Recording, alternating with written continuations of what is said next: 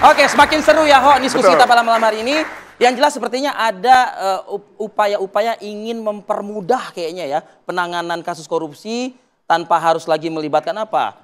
Saksi dan lain sebagainya begitu. Udah sadap aja langsung begitu. Ya, jadi memang perlu juga kami sampaikan kenapa ada upaya untuk membentuk undang-undang penyadapan itu ya. Meskipun memang itu putusan Mahkamah Konstitusi, karena memang selama ini masalah penyadapan itu diatur tersebar dalam beberapa peraturan perundang-undangan, sangat parsial. Ini yang menyebabkan agak lama DPR untuk merampungkannya. Ya, DPR itu kan lembaga politik ya. Jadi tentu saja banyak warna di dalamnya sehingga memang perlu semacam kesamaan cara melihat satu peristiwa. Nah, karena itu ketika misalnya soal penyadapan ini ya terkait dengan apa yang dilakukan oleh kejaksaan dalam hal jam intel, maka kita juga harus mempertanyakan, sayangnya memang masa sidang ini kami belum bertemu dengan Jaksa Agung dan itu pasti akan ditagih oleh Komisi 3, ya kan? Nah, atas dasar apa dan bertujuan untuk apa MOU itu dilakukan.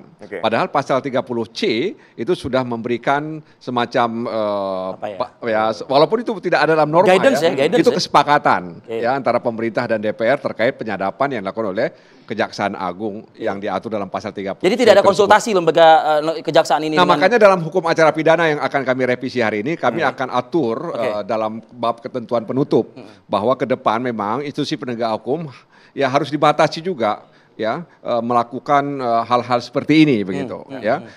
Apa alasannya harus dibatasi? Kenapa? Ya supaya kemudian dia menginduk kepada apa yang sudah disepakati oleh sudah dibuat sama-sama nih negara gitu loh ya. Jadi harus menginduk ke situ. Ya misalnya selama ini ada peraturan Jaksa Agung soal restoratif justice misalnya, ada peraturan Kapolri. Lupa tuh sama yang itu tuh gitu. Justice, kemudian ada surat edaran Badilum tentang restoratif justice. Jadi kan masing-masing buat peraturan begitu ya. Makanya hukum acara pidana ke depan itu ingin membatasi hal-hal seperti itu. Prof. Suparji? Ya, Bang Saud, tadi kan penyadapan itu senjata untuk menangkap para koruptor. Ya itu sudah terjadi beberapa sebelumnya. Artinya tanpa undang-undang sudah ada penyadapan kan? Tanpa MOU sudah ada penyadapan. Dan jadi persoalan kan, apakah bisa seperti iklan itu? Solusi anti bocor nomor 1 di dunia. Cakep nih, cakep nih. Solusi anti bocor nomor 1 di dunia. Karena penyadapan selama ini banyak bocornya. Hal-hal pribadi yang tidak terkait dengan masalah hukum, itu akhirnya muncul dan di-framing yang kemudian merugikan keluarganya, merugikan mental dari yang bersangkutan. Gimana bisa menjamin tentang itu? Dan konteks dari MOU ini sebenarnya kan hanya sederhana, untuk memastikan kemudahan mencari buronan. Yang menurut data, ada sekitar 400-an buronan yang belum tertangkap. Baik itu tindak pidana korupsi maupun tindak pidana umum. Jadi apakah MOU itu dalam rangka itu saja sebetulnya, sehingga masyarakat tidak takut. Tidak bisa kemudian, hai warga negara, hati-hati menggunakan handphone. Saya kira tidak dalam rangka itu. Hanya untuk 400 buronan yang sedang dikejar oleh Kejaksaan Agung. Supaya kemudian lebih mudah dicari. Jadi itu Bang Saud, bisa enggak nanti penyadapan itu tidak ada kebocoran? Baik, ya, memang, silakan ditanggapi Bang Saud. Ya, gue sih nggak juru bicara Jaksa Agung ya, gue datang ke sini gitu loh. Saya Prof. Panji tadi sudah memberikan penjelasan secara clear gitu loh. Artinya adalah dari awal MOU ini kan adalah untuk pro justisia. Betul. Tentu itulah yang kita harapkan sebenarnya tadi kita sangat kagum sama Nasir bagaimana sangat frankly. Justru ini kan kerja-kerja teman-teman di DPR dan pemerintah mestinya harus membuat undang-undangnya secara jelas. Nah problemnya begini. Kita katakanlah kita ini kan harus mengais-ngais informasi Prof. Panji dari Kejaksaan Agung. Katakanlah sekarang kejahatan yang sangat luar biasa yang terjadi di Kementerian Diknas misalnya. Yang menyasar katakanlah kejahatan 9 triliun hampir 10 triliun. Nah publik juga mengharapkan segera terang benderang. Sudah ada 70 sekian saksi. Tetapi di sisi lain juga publik mengharapkan supaya ada kepastian hukum siapa tersangkanya.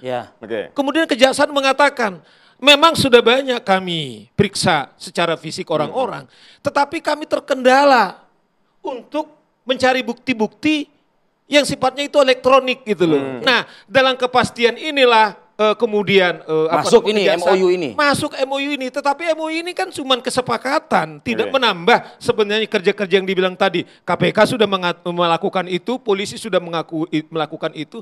Kalau saya melihat Badil Pak Prof justru sebaliknya.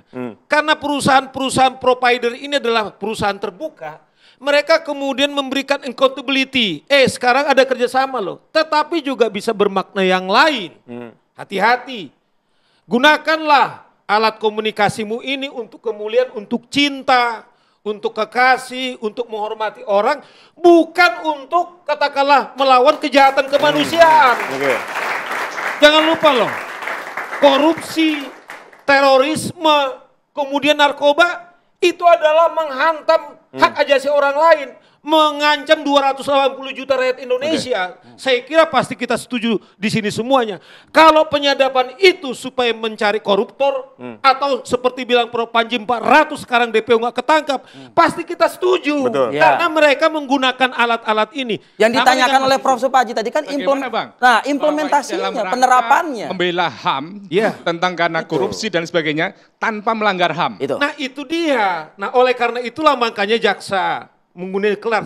Ini adalah untuk prostitusia, ini adalah untuk penyidikan. Udah jelas clear di situ. Nah tentu kita juga harus teriak kepada Jaksa Agung. Kalau sampai ada kemudian mereka penyalahgunaan, ini harus ditindak, bukan saja ditindak, ini harus dihukum sebesar-besarnya. Inilah fungsi sekarang yang jadi ini bisa jadi alat utama untuk pengungkapan kejahatan, penyadapan. Karena kan kalau Bang Nasir menyatakan ini masih alternatif kan? Kita terbuka. Memang KUHP itu lahir tahun 81. Tetapi sekarang kita udah hidup di era digital. Gini. Orang melakukan kejahatan juga digital. Sepakat kita geram dengan korupsi begitu. Tapi penegakannya pun juga harus menghormati hak-hak asasi seseorang. Saya bilang sekarang kita ini mau makan aja pakai digital. Mengatakan cinta juga pakai digital. Orang juga kemudian maling pakai digital. Malah kok pakai mesan makanan, mengungkapkan cintanya melalui bisa. Kok melakukan kejahatan nggak bisa. Bang Nasir, selama ini di pengawasan terhadap lembaga penegakan hukum baik KPK, Kejaksaan maupun Polri, adakah memang yang melenceng dari upaya-upaya yang sudah mereka miliki? Ya, masing-masing institusi ini kan punya komisi. Ya, ada Kompolnas misalnya, ada Komjak misalnya, ya kan? KPK ada Dewas misalnya, ya kan? Jadi sebenarnya mereka lah yang bertanggung jawab terkait dengan penegakan hukum. Ya, tapi laporan ke anggota DPR kan juga pasti ada kan? Kompolnas, Komjak itu kan tidak begitu. Enggak, yang bertanggung jawab ini Nasir, Komisi 3 dan pemerintah. Tanggung jawab dalam arti pembentukan regulasi. Nah, karena itu ketika MOU itu dibuat, ya maka kan kita mempertanyakan, atas dasar apa dan bertujuan untuk apa begitu. Kan belum terang kepada publik ya. Nah, oleh karena itu jangan sampai kemudian ada potensi pelanggaran. Kita tidak ingin ada penyadapan liar, ada penyadapan ilegal. Nah, karena itu dalam pengaturan dalam naskah akademik dalam RUU tentang penyadapan kita atur di situ ada pusat pemantauan.